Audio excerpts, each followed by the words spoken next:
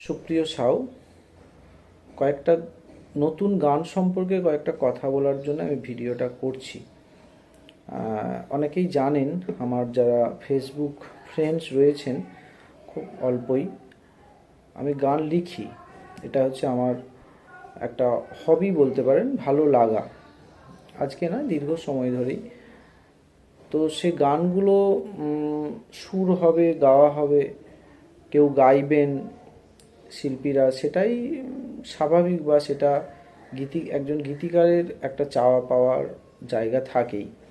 তো সেই জায়গা থেকেই আমি চেষ্টা করেছিলাম যে আমার গানগুলো যদি কেউ গায়েন, বা প্রথম কাজ হচ্ছে আমার সুর করা।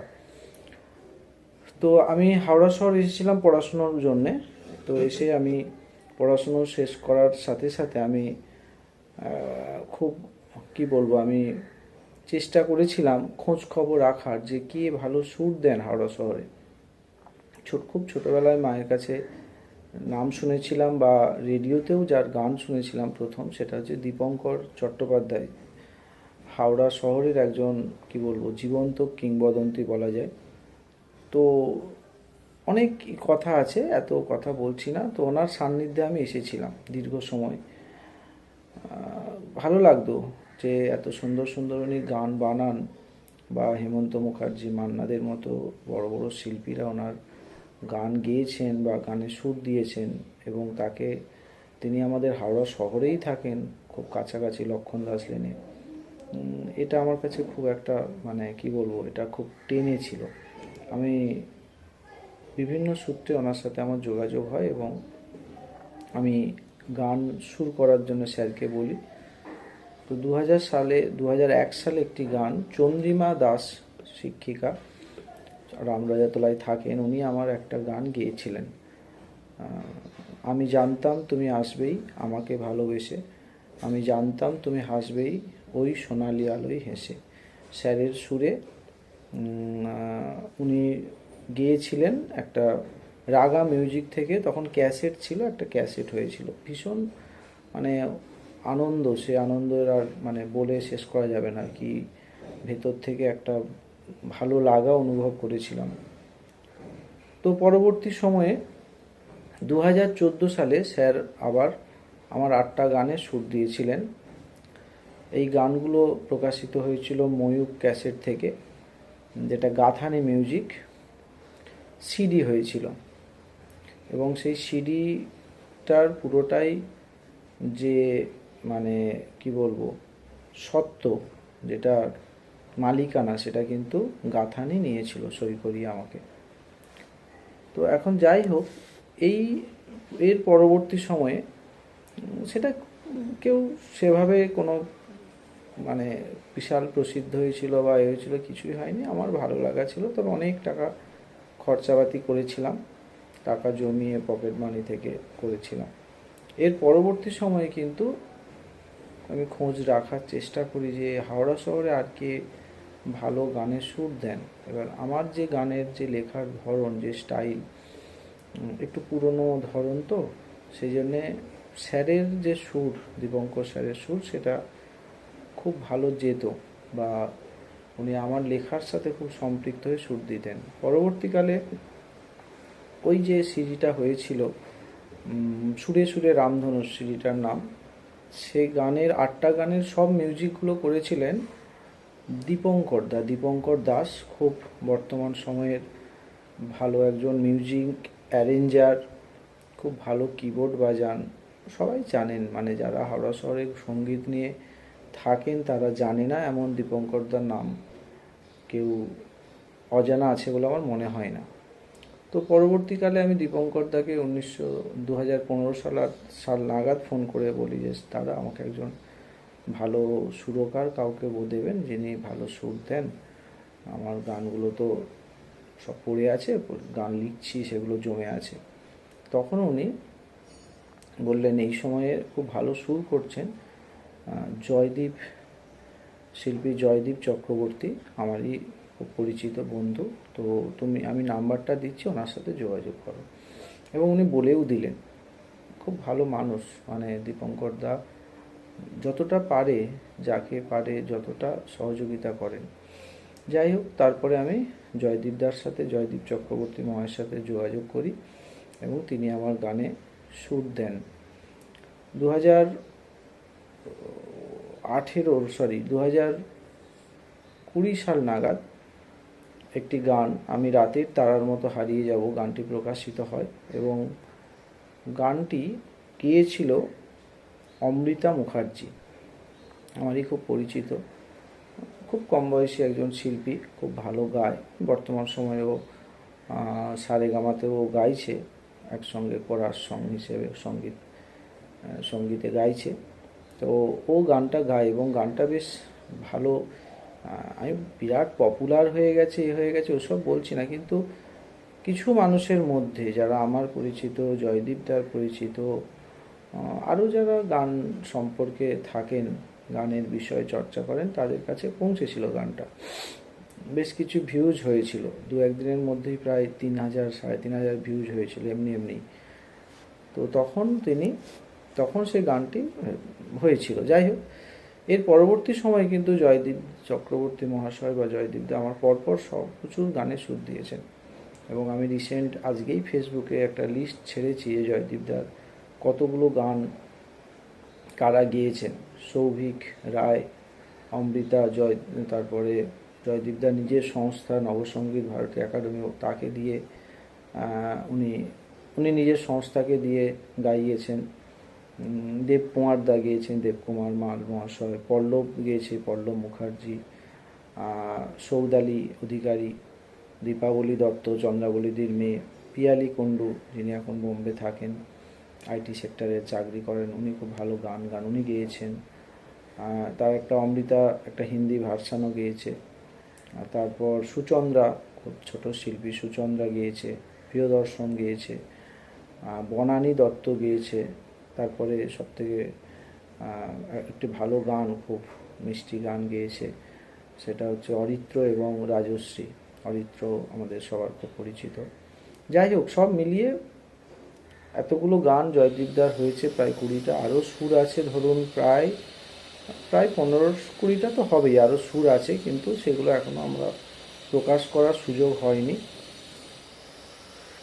প্রিয় রিক্রিয়েশন ইউটিউব চ্যানেল, এই চ্যানেলে গানগুলো আছে। যেটা আজকে ভিডিও করার উদ্দেশ্য সেটা বলি, সেটা আপনাদের, যে চেষ্টা আমরা করছি, নতুন গানের সাথে লড়াই করছি। হাওড়া শহরের অনেক শিল্পীরা আছেন যারা এই নতুন গান তৈরি করতে ভালোবাসেন এবং তাদের মধ্যে আমার মনে হয় যে জয়দীপদা একজন ইন্সপিরেশান। ওনার থ্রু দিয়ে প্রচুর গান তৈরি, এই গানগুলো তো একজন গীতিকার তৈরি করতে পারে না, গীতিকার লিখে দিতে পারে, তিনি কিছু অর্থ সেখানে দিতে পারেন, কিন্তু গানের যে পরিচালনা, সঙ্গীত পরিচালনা, সেটা স্টুডিওতে গাওয়ানো, ওটা টেকনিক্যাল দিকগুলো, এই বিষয়গুলো কিন্তু একজন সুরকার বা সঙ্গীত পরিচালক কিন্তু দেখেন। সেই কাজটা আমার যতগুলো গান হয়েছে সেটা কিন্তু জয়দীপদা করেছেন। তবে একটা কথা, যে জয়দীপদার সুর ছাড়াও আমার গান আরও কিছুজন গেয়েছেন, যেমন সুর করেছেন, যেমন অরিত্র আমার নিজের গান নিজেই গেয়েছে, বা ও একজন আরেকজন অরিত্র, বোধহয় কী নামটা ভুলে গেছি ওর, ওকে দিয়ে গাইয়েছিল একটি গান, যেটা হচ্ছে কি কখন ছেড়ে যাবে কাকে। ঠিক আছে, তারপরে ধরুন নীলোৎপল দা একটি গানে সুর দিয়েছিল এবং সেটাও গিয়ে উনি একজন ভালো শিল্পীকে দিয়ে গাইয়েছিলেন। তো এরকম বেশ কিছু গান আরও হয়েছে দীপঙ্কর দা, জয়দীপ দা ছাড়াও। তো সব গানই মোটামুটি ইউটিউব চ্যানেলে রয়েছে, আপনারা যদি মনে করেন একটু দেখবেন। বলছি না যে খুব দারুণ কিছু করে ফেলেছি, অসাধারণ কিছু এমন গান করেছি মানে শুনতে বাধ্য হবেন এরকম নয়, আরও অনেক ভালো করা যায়, এই গানগুলো আরও অনেক ভালো করা যায় এবং সেটা খরচা সাপেক্ষ। ভিডিওগ্রাফি, ভালো গানের এইগুলো করতে এসে আমার যেটা মনে হয়েছে সেটা হচ্ছে যে ভালোর কোনো শেষ নেই। অনেক ভালো স্টুডিও নেওয়া যায়, অনেক ভালো মিউজিশিয়ান নিয়ে অ্যারেঞ্জ করা যায়, মিক্স মাস্টারিং অনেক ভালো জায়গা থেকে করা যায়। এখন কথা হচ্ছে সবটাই খরচা সাপেক্ষ, আপনি যাই করতে যাবেন। তো আমরা আমাদের সাধ্য মতো, আমাদের একটা টিম থাকে, এটা পুরোটাই টিম ওয়ার্ক। জয়দীপ দা, নীলোৎপল দা, অরিত্র, তারপরে ধরুন আমাদের পল্লব, এই একটা টিম, আরও অনেকেই আছেন। সবাই মিলে যেটুকু করি খুব সাধ্যের মধ্যে। কারণ গান এগুলোতে খুব বিরাট রিটার্ন কিছু তো আসে না, যে ইউটিউব চ্যানেলে বিরাট হচ্ছে, অনেক টাকা ইনকাম হচ্ছে, সুতরাং কিছু ইনভেস্ট করব। এটা পুরোটাই নিজেদের একটা শখ মেটানোর জন্য, বা সেই সঙ্গে সঙ্গে কিছু মানুষের কাছে, চেনা পরিচিতদের কাছে পৌঁছানোর জন্য। তো যাই হোক, যদি সম্ভব হয় ইউটিউব চ্যানেলে যাবেন, দু একটা গান শুনবেন, ভালো লাগবে আমাদের। আপনাদের কমেন্টস, বা আপনারা ফেসবুকে অনেকেই দেখেন, লেখেন, অনেক বেশ কিছু শ্রোতা তৈরি হয়েছে, যারা আমার খুব যারা পরিচিত, তার মধ্যে চিন্ময়দা, পিনাকিদা, মলয়বাবু, এরকম সব অনেক বেশ কিছু আছেন যারা এই গানগুলো শোনেন নিয়মিত, কমেন্টস করেন, ভালো লাগে। তো দেখবেন, শুনবেন গানগুলো, যদি ভালো লাগে লিখবেন। কিছুই নয়, একটা ভালো সংস্কৃতির মধ্যে থাকা, এর বাইরে কিছু নেই। এখানে কোনো ইনকাম নেই, কোনো বিরাট কিছু নামের কিছু নেই, যে এটা করে আমার একটা বিরাট নাম ফেটে যাবে বা কিছু হবে, সেরকম কোনো উদ্দেশ্য থাকে না।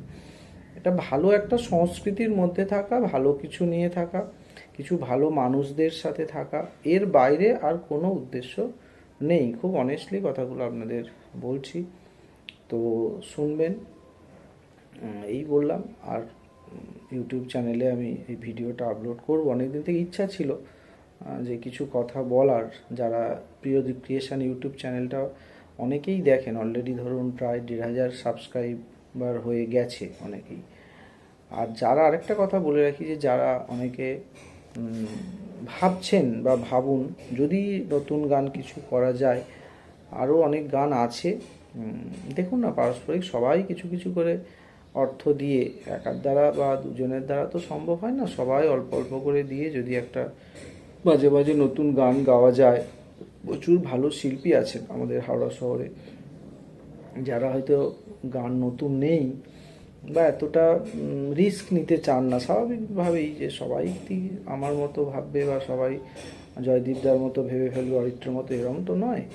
তো ভাবুন আমাদের দেখে, বা তারা যদি একটু উৎসাহিত হয়ে ভাবেন। অনেক গান আছে, আমার শুধু লেখা নয়, অনেক, অঞ্জনদা খুব ভালো লেখেন, জয়দীপদার কাছে প্রায় 200-250 নতুন গানের সুর হয়ে আছে। যে কেউ যার খুশি গান করুন, কোনো অসুবিধে নেই। নতুন গান হয়ে নিয়ে কথা, এবং সেইটার একটা মার্কেটিংয়ের ব্যাপার থাকে। পরস্পর একটু শেয়ার করুন, শেয়ার করলে ভালো লাগবে। খেলার ছলে, আনন্দের ছলে, এখানে কারো কোনো ব্যক্তিগত কোনো লাভ কিছু নেই। যাই হোক, ভালো থাকবেন, ইউটিউব চ্যানেল সাবস্ক্রাইব করবেন, অন্যকে একটু বলবেন। এইটুকু বলে সবাইকে আমার শ্রদ্ধা, ভালোবাসা। যাদের নাম বলতে ভুলে গেলাম তারা ক্ষমা করবেন। অনেকে আছেন, সবাই সবার নাম মনে থাকছে না, সবাই অনেকে সহযোগিতা করেন এই গানের বিষয়ে। প্রত্যেককে আমার প্রণাম, ভালোবাসা। সবাই ভালো থাকবেন। ইউটিউব চ্যানেলটা দেখবেন, প্রিয় রিক্রিয়েশন। নতুন নতুন গান আরও আসবে আগামী দিনে, সেগুলো শুনবেন। ধন্যবাদ, ভালো থাকবেন সবাই, নমস্কার।